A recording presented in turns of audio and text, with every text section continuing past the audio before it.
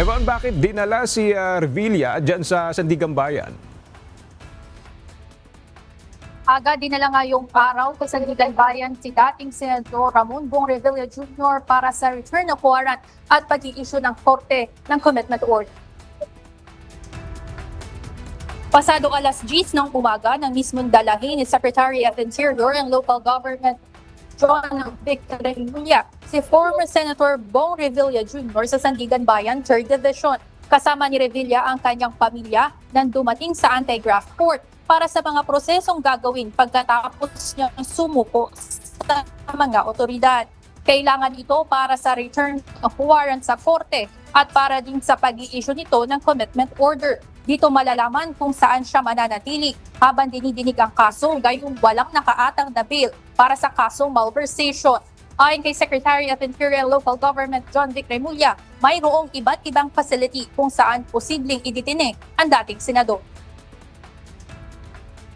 Sarado na yung Crime Custodial Facility. So available na lugar dito ay Karingal, Ayacas, at saka Bigitan. So nasa discretion na po ito. Samantala, nagtipon-tipon naman simula kaninang alas 7 ng umaga ang mga tagahanga ni Revilla sa labas ng Sandigan Bayan upang ipakita ang suporta dito.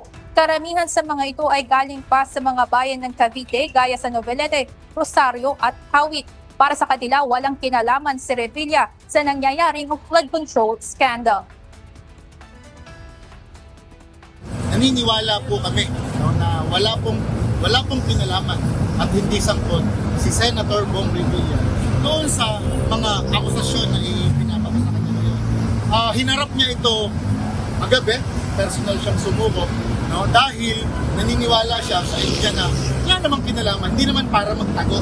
Ang taong wala namang kasalanan at wala namang kinalaman doon sa usapin ng flood control.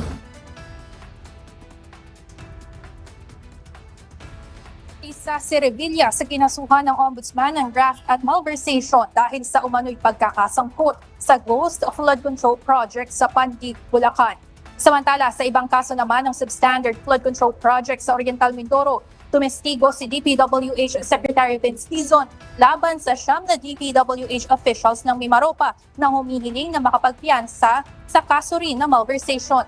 Ayon kay Secretary Dizon, kumpiyansa sila sa mga ebidensya na kalap na makakapagpatunay na mayroong nangyayaring anomalya sa ilalim ng mga opisyal na ito.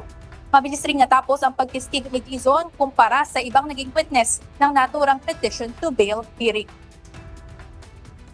Aga hanggang ngayon ay nasa loob ng Sandigan Bayan 3rd Division Courtroom si Revilla kasama ang kanyang pamilya. Samantalang umalis na si SILG Remulla at talagang hinatid lang dito si Revilla para sa kanyang processing. Ngayon nakaantabay tayo kung ano yung magiging desisyon o magiging pautusan ng korte kung saan iditine ang dating senador.